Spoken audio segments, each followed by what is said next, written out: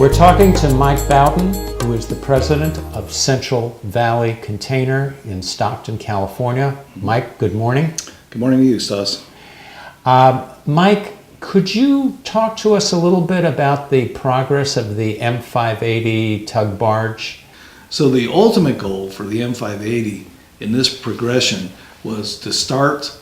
It took a while to gain confidence. The confidence was gained through December. The imports started to pick up.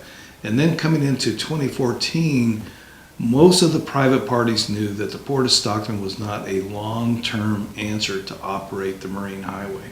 Okay. And by saying that is that sometimes in any business, when you start it up, it has to go through a transition. And then it morphs into something different. Right. And the Port of Stockton, although they were the initiator and they took the initial risk, is truly a municipality.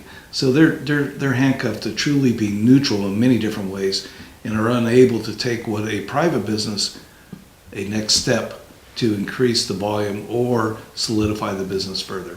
Very good. So in the beginning of this year, 2014, part of our group, Central Valley Container Yard, plus others, actually approached MSC, Mediterranean Shipping Line, and to basically test their interests or ask their interest in the Marine Highway.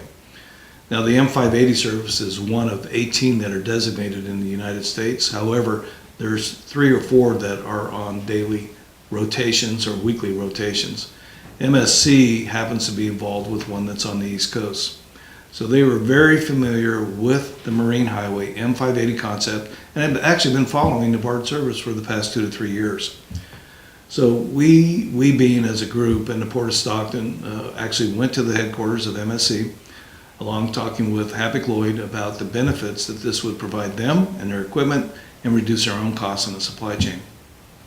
So as we sit here today in mid-year, a year after the service started, what is very interesting is the exporters are still engaged, the importers are still engaged, the interest level has gone up, the equipment infrastructure has grown and is supporting the service right now to the point of you can actually develop or go out and present a viable service. And where the service really needs to go right now is in a consistent service. And by having a shipping line overseeing those type of operations, they can adjust the service to meet their own vessel rotations for imports and exports.